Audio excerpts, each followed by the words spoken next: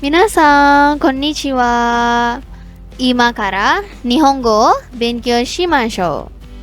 Pada kali ini kita akan belajar bab 5 bahasa Jepang. Pada bab ini yang akan kita pelajari adalah mengenai partikel e. Di sini dibacanya e ya minasan, meskipun di sini merupakan hiragana he, tapi karena dia adalah partikel, dibacanya e. Nah, partikel e ini dalam bahasa Indonesia bisa kita artikan ke ya, menyatakan tujuan tempat. Misalnya, ketika minasan mau bilang saya pergi ke sekolah atau saya pergi ke Jepang. Nah, di situ di mana partikel e berfungsi ya untuk menyatakan tempat tujuan. Oke, sebelum kita belajar penggunaan partikel e, kita harus mengetahui kosakata yang akan digunakan ya minasan. Yang pertama ada uchi atau rumah. Uchi. Berikutnya ada nihon. Nihon artinya Jepang. Kemudian ada eki. Eki itu stasiun. Berikutnya ada kata kerja kaerimasu. Kaerimasu artinya pulang. Berikutnya kimasu artinya datang. Dan berikutnya ada ikimasu. Ikimasu artinya pergi. Oke. Mari kita buat contoh ya minasan. Misalnya pergi ke Jepang, maka bahasa Jepangnya Nihon e ikimasu. Nihon e ikimasu. Pergi ke Jepang. Jadi disebutkan tempat tujuannya dulu ya minasan, disusul partikel e, kemudian kata kerjanya. Berikutnya ada gakko e ikimasu. Gakko e ikimasu. Pergi ke sekolah. Sekolah itu bahasa Jepangnya gakko. Disebutkan dulu gakkonya, partikel e, kemudian kata kerjanya ya minasan. Seperti itu. Misal lagi ada rumah di sini kemudian pulang. Maksudnya adalah pulang ke rumah. Kita bisa bilang uchi e kaerimasu. Uchi e kaerimasu. Pulang ke rumah. Berikutnya ada eki e kimasu. Eki e kimasu. Datang ke stasiun. Seperti itu ya minasan untuk partikel e. Berikutnya kita akan belajar tentang partikel d.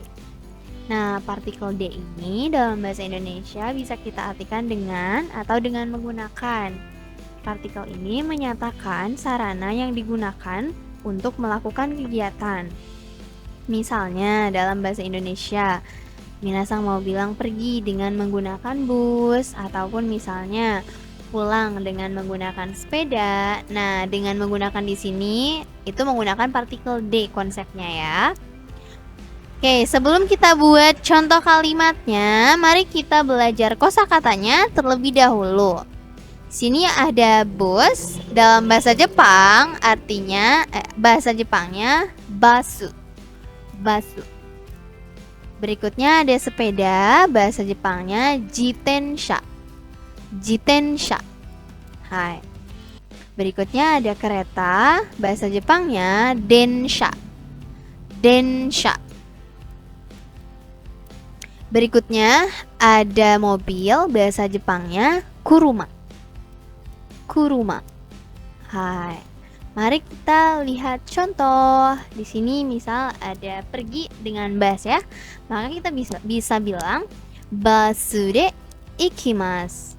Basu de ikimasu. Pergi dengan bus. Di sini busnya dulu ya yang disebutkan, disusul partikel d, kemudian kata kerjanya.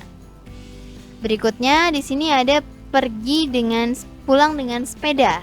Kita bisa bilang jitensha de kaerimasu. Jitensha de kaerimasu.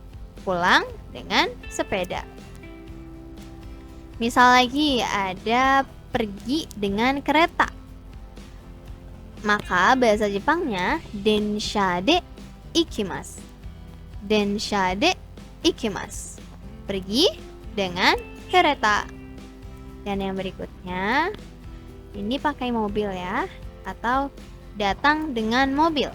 Maka bahasa Jepangnya kuruma de kimasu. Kuruma de kimasu. Datang dengan mobil. Seperti itu ya minasang untuk penggunaan partikel D.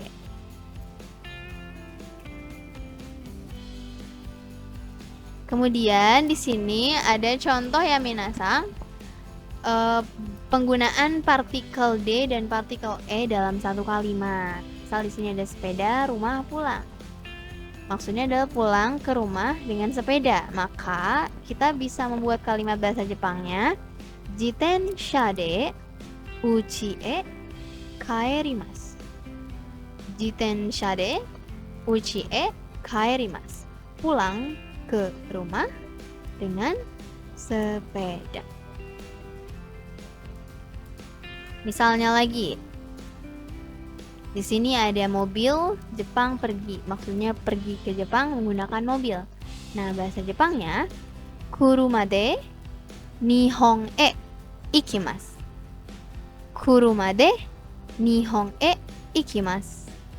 Pergi ke Jepang dengan mobil. Seperti itu ya, men.